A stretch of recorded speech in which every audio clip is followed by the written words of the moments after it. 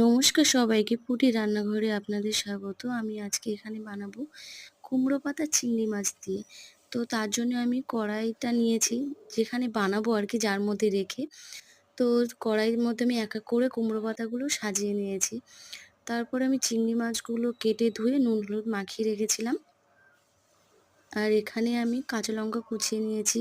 তারপর সর্ষেটা বেটে রেখেছিলাম আগে থেকে। সর্ষের মধ্যে দেওয়া আছে কাঁচা লঙ্কা আর একটু লবণ দিয়ে সর্ষেটা বেটেছি। এখানে আমি সাদা সর্ষে নিয়েছি।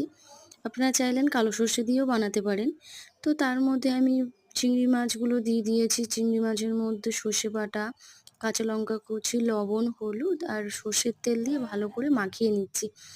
এবার মাখানো আমার হয়ে গেছে। এবার গোটা একটা পেঁয়াজ কুচিয়ে রেখেছিলাম, সেটা ওর উপর দিয়ে ছড়িয়ে দিয়েছি। তারপর আবারও একটু সামান্য সর্ষের তেল দেব। দিয়ে আমি আবার কুমড়ো পাতাগুলো দিয়ে এক এক করে সাজিয়ে দেব, দিয়ে মুড়িয়ে নেব।